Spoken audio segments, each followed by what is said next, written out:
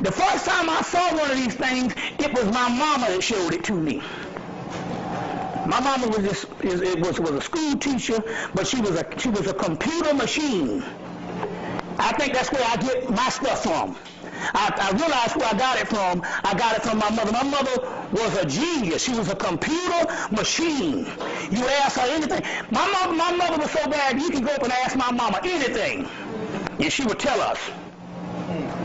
You see, that's how bad she was. And I'm going to tell you, if you got a superior mama, you can't lose. If you got a superior mama, you can write your ticket. So the reason why I'm who I am today, because my mama was a fucking genius. We would just go and ask her, hey mama, so-and-so, so-and-so, and she would tell us shit. And so there was a show came on in 1973 called UFO, a syndicated show. And she said, yeah, UFOs. And she took us out in the backyard and said, they're going to run right there. And they're going to run right there. And so when I started talking about this stuff years later, and I was doing my lectures, and I came home, my mom like, shit, nigga, I'm the first one that showed you one of them. Back at night, I said, oh, you sure right. So she told me to pull up beside the house, in the field beside the house. I'm like, oh, you right. Okay, now, what had happened in about a couple of months after I started lecturing, this ball of light would follow me all around. So I got to be used to this particular ship. Now, the mystery here is, now I'm going to get ready to break another mystery to you in a few minutes. And it took me up until January to finally figure this thing out, or either the end of last year, but I'm going to break this to you. The mystery here is how I was able to produce the ship over the slave theater. Well, first of all, me and Clemson Brown had gone out to a sister named Shakura House that lived in Coney Island. And she was a psychic.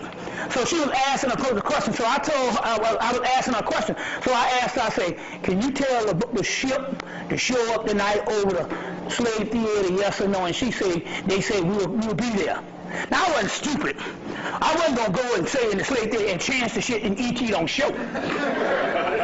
She said, they say we'll be there. So that's when I got on the bank, said there's going to be one, pull it up. Now, this is the great mystery.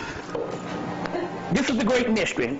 Now, this is some sublime stuff. This is when you break mysteries. Now, y'all listen to this. Because it took me years to figure this out. Because I've been noticing this particular ship since 1992, a little bit right after I started lecturing, and it has followed me all over ever since, until one night I was at the bus stop. This when we didn't have no car, and I was at the bus stop, and the ship was hovering over the shit, and I was like, well, hell, you ain't got to take me to Sirius, but you at least can take my ass to Cascade Road where I live. You know. And then it disappeared for about 2-3 years. I never saw it no more until 2000. And I said, damn, was y'all mad at me when I said to you or something like that? They was like, no, we just cloaked ourselves. We was always there. We just cloaked ourselves. But I got mad and said, fuck it, you can take me home. Now I'm going to show the science on this thing, and the shit act like it got an attitude and disappeared for about 3-4 years. Now watch the science on this. Because I finally figured this science out here about the end of last year. It took me all these years, almost 16, 17 years to figure this out. Now check this out. I'm looking at this thing, and I figured it out. That what I've been seeing all those years is actually me. And I am a projection of it. When C.C. Manero died, the first thing he came back, he said, we are not local. We are someplace else. Now you hear what I'm just saying? That on what I was actually seeing at that object, that was me. I'm a projection of it. So guess what? Every last person in here got a little ball of light out there that is you. And you are a projection in it. So if you understand that you're out there and you're not here, you shouldn't have no problem controlling your life down here now, because you got the power, because you understand this is only a projection. Right. If I control a projection, I can control my life down here. Right. You get where I'm coming from? Everybody in here got to just find out what it is. They say we will not look up at the skies. It's prophesied in the Hermetic text that we will not divine the skies as the ancients did. And you can't do it no way with all this damn pollution in these high-ass buildings up here. You take your ass out to Long Island some damn well. You see, y'all probably ain't never seen no skies. If I'm in Atlanta and I can see skies, but when I go to South Carolina in Mullins, it's almost like going to a planetarium. So you need to ride out somewhere where it's dark. You see what I'm saying? And see what's out there. Now, so the point I'm trying to make here is this. This disc here is all connected. It's all connected. But you are not actually here. The Kabbalah calls it 10 luminous emanations. An emanation means you're emanating from someplace else. You see, this is freedom. This is freedom. You see what I'm saying? This is all an illusion. You emanate from someplace else. You all getting this? You see what I'm saying?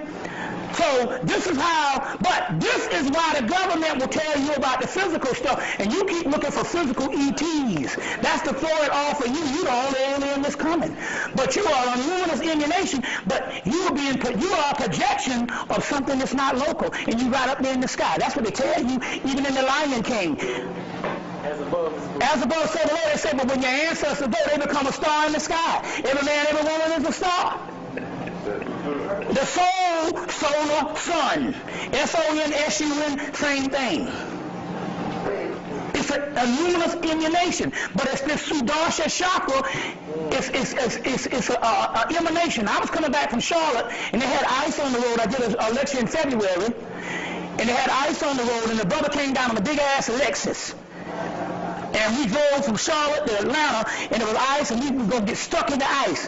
And I took that disc and beamed it on the damn road, and the road cleared up, and we rode 2 hours into Atlanta with completely dry road and snow on the Outer Banks. That's the kind of energy, but I realized I just got through talking about this in Charlotte. You got 5 minutes, and we're going to do this, and then that's when you want to break? Ask him, yeah.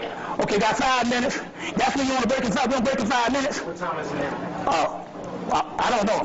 Huh? 5:30. All right, we'll take a break and come back. Yeah, but we're going to do it in 5 minutes after this. 5 minutes. So it's 10 luminous emanations. And that's what this is. This is the chakra system. And as you can see, you got Michael, Haniel, Raphael, Candiel, Zadkiel, Sandalphon, Gabriel. These particular angelic hosts inside of you, they're in your chakras. That's why they had to come back. That's why they had to come back. This stuff is in you. This stuff is in you. Now, one of the last angels that battled, one of the last angels to come back through was Michael, the Archangel Michael. So in order for the Archangel Michael to come back through to this earth sphere, Michael Jackson had to leave because he was holding a great part of the Archangel Michael's energy was inside of him. We're going to go back into this when we come. So Michael Jackson had to leave in order for Archangel Michael to return to this particular earth sphere to be encoded in your chakra system, which is your solar plate. This is interesting here because this is where a lot of people were feeling pain when Michael died.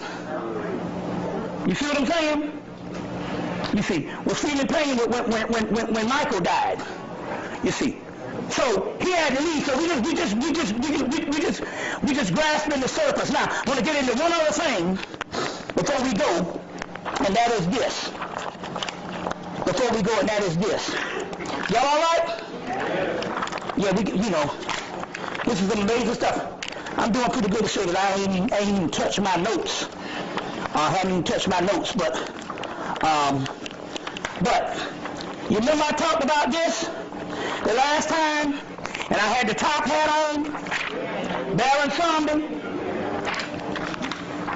Baron Zombie is the god of the cemetery. It's not by mistake that Michael, his last interview for Ebony, he wears the top hat, and I was talking about the top hat. You see what I'm saying? Talking about the top hat. So we're going to go into these particular mysteries.